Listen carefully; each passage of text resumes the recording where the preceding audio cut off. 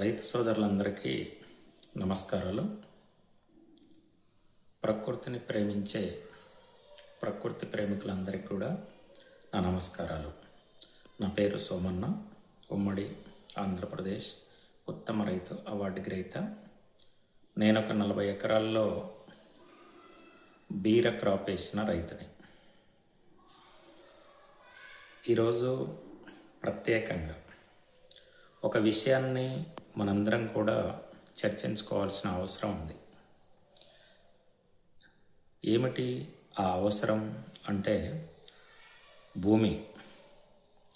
భూమి గురించోనే చర్చ జరగాలి. భూమి ఐసీలో ఉన్న పేషెంట్ లెక్క ఉంది. భారతదేశ వ్యవసాయ భూమి ప్రత్యేకంగా వరంగల్, ఖమ్మం, గుంటూరు ఏదైతే మిర్చి పండిస్తున్న జిల్లాలో ఏ జిల్లాలు అయితే ఉన్నాయో ఆ జిల్లాలో ప్రమాదపు అంచులలో భూమి ఉంది.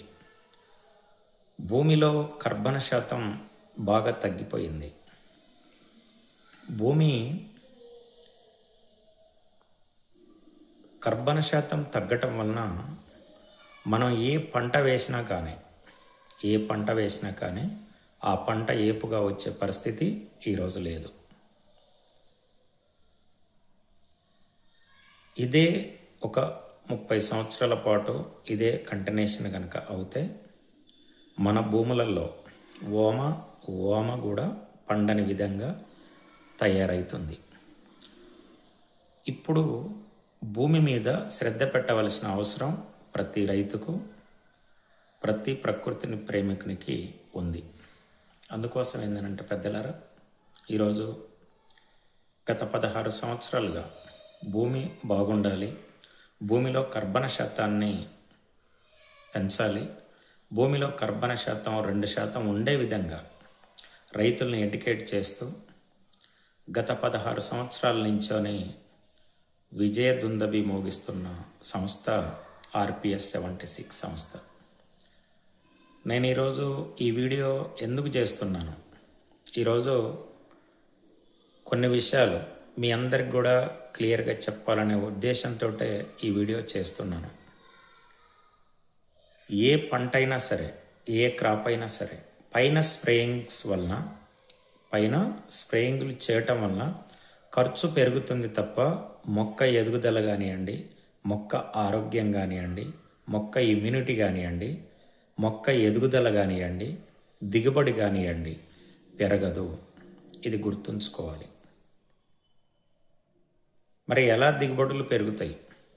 భూమి ఆరోగ్యంగా ఉన్నప్పుడు భూమి మీద వేసిన ప్రతి మొక్క కూడా ఆరోగ్యంగా పెరుగుతుంది.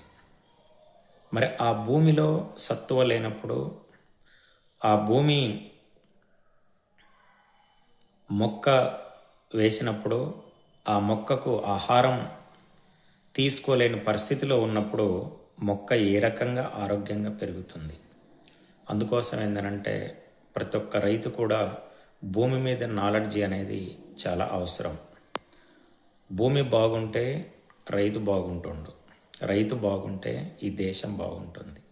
మరి ఇప్పుడు భూమి లేనప్పుడు రైతు ఎలా ఉన్నాడు? రైతు ఈరోజు ఇబ్బంది పడుతూ ఉన్నాడు.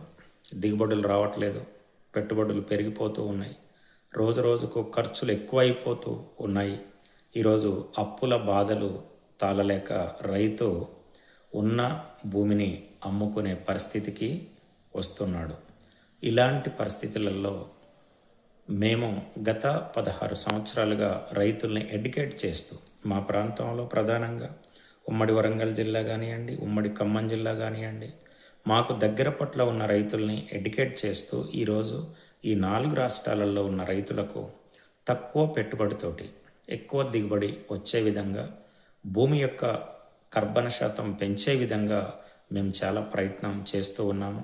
మా ప్రయత్నంలో చాలామంది రైతు సోదరులు, సార్ మీరు ఒక వీడియో చేయండి మన RPS గురించి అని, ఆ వీడియో మాకు ఉపయోగపడే విధంగా ఉండాలి అని చెప్పటం వలన ఈరోజు ఈ కొన్ని వీడియోలు చేయటం అనేది జరుగుతుంది. ఈరోజు గత 9 సంవత్సరాల నుంచి కూడా రిజల్ట్ని ప్రమోట్ చేశాం తప్ప ప్రోడక్ట్ని ఎక్కడ కూడా ప్రమోట్ చేయలేదు. ప్రోడక్ట్ని ఎక్కడ కూడా ప్రమోట్ చేయలేదు. మరే ప్రోడక్ట్ని ప్రమోట్ చేయవలసిన అవసరం వచ్చింది ఈరోజు. ఎందుకోసం అనంటే ప్రతి రైతుకు కూడా ఆర్పిఎస్ గురించని తెలిసింది. ప్రతి రైతు కూడా ఈరోజు ఆర్పిఎస్ కావాలి, ఆర్పిఎస్ వాడితే మా పంట బాగుంటుంది, మా భూమి బాగుంటుంది, మాకు దిగుబడులు వచ్చినాయి. గతంలో చాలా దిగుబడులు తగ్గేది, ఈరోజు ఈ ప్రోడక్ట్ వలన చాలా మేము ఒడ్డున పడ్డామని చెప్పి చాలామంది రైతులు కూడా ఈరోజు ఆర్పిఎస్ అనే ప్రోడక్ట్ని ఆదరిస్తున్న పరిస్థితి ఈరోజు ఉంది. దీని ఉద్దేశం ఏమిటి? రైతుకు తక్కువ ధరకు మ్యానుఫ్యాక్చరింగ్ దగ్గర తయారైన ప్రోడక్టు ఈరోజు డైరెక్ట్ రైతు చెంతకు చేరాలి. రైతు చెంతకు చేరాలి. ఆ చెంతకు చేరే క్రమంలో కంపెనీ ఫ్రాంచైజీలను డెవలప్ చేస్తుంది. మీ సేవ లాంటి పాయింట్లని డెవలప్ చేసి ప్రతి రైతును కూడా, ప్రతి విలేజ్ని కూడా ఒక ఆరోగ్యవంతమైన భారతం కావాలి అనంటే పల్లెలు బాగుండాలి అనే నినాదంతో ఈరోజు 16 సంవత్సరాలుగా ఆర్పిఎస్నే పెద్ద ఎత్తున రైతన్నలకు ఇవ్వటం అనేది జరుగుతుంది. ఈరోజు ఆర్పిఎస్ లీటర్ ఉంది, 5 లీటర్ల టిన్ ఉంది. గ్రాన్యుల్స్ కూడా ఈరోజు వరి పొలాలలో అద్భుతమైన రిజల్ట్స్ అనేది రావటం అనేది జరుగుతుంది. ఇది ఒక్క రిజల్ట్ కాదు, అనేక రిజల్ట్స్ని ఈరోజు మీ ముందు ఉంచడం అనేది జరిగింది. కాబట్టి రైతు సోదరులారా, ఆర్పిఎస్ అనేది కాంప్లెక్స్లు ఏదైతే వాడుతున్నారో కాంప్లెక్స్ని కనుక మనం తగ్గించకపోతే, భవిష్యత్తులో యూరియాని కాంప్లెక్స్ని తగ్గించకపోతే భవిష్యత్ తరాలకు ఒక ఆరోగ్యవంతమైన భూమిని కాకుండా ఒక అనారోగ్యవంతమైన భూమిని పరిచయం చేసిన వాళ్ళము అవుతాము. అందుకోసం ఏంటంటే భూమి బాగుంటే రైతు బాగుంటాడు, రైతు బాగుంటే దేశం బాగుంటాడు. భూమి బాగుండాలి అనంటే భూమి ఆరోగ్యంగా ఉండాలి. భూమి ఆరోగ్యంగా ఉండాలి అనంటే భూమిలో కర్బన శాతం 2% కంటే ఎక్కువ ఉండాలి పెద్దలారా. కాబట్టి ఈ విషయాన్ని ఈరోజు మీ ముందుకు తీసుకొచ్చినందుకు చాలా సంతోషపడుతున్నాను. నాకు ఈ అవకాశం ఇచ్చిన రైతాంగానికి కూడా ప్రత్యేకమైన ధన్యవాదాలు నేను తెలియచేస్తున్నాను. ఇంకా నెక్స్ట్ వీడియోలో ఆర్పిఎస్ యొక్క ఉపయోగం ఏమిటి, ఆర్పిఎస్ని ఎలా వాడాలి, ఏ పంటకు ఎలా వాడాలి. ఈరోజు మిర్చి పంటలో ఎకరానికి 50 క్వింటాలు తీస్తున్నాము. పత్తి పంటలో ఎకరానికి 20 నుంచి 25 క్వింటాలు తీస్తున్నాము. వరి పంటలో అద్భుతమైన దిగుబడులు తీపిస్తున్నాము. అంటే ఇది ఎలా సాధ్యం అవుతుంది అంటే దీనికి కూడా మేము నెక్స్ట్ వీడియోలో మీ అందరికీ వివరించడం అనేది జరుగుతుంది. ప్రతి పంటలో కూడా తక్కువ పెట్టుబడితోటి ఎక్కువ దిగుబడి వచ్చే విధంగా మేము మీ ముందుకు ఆర్పిఎస్ని తీసుకొస్తున్నాము. ఆర్పిఎస్ని వాడండి, అధిక దిగుబడులు అనేది తీయండి. ఆర్పిఎస్ అనేది ఒక విప్లవాత్మకమైన మార్పు తీసుకొచ్చే ఒక ప్రోడక్ట్.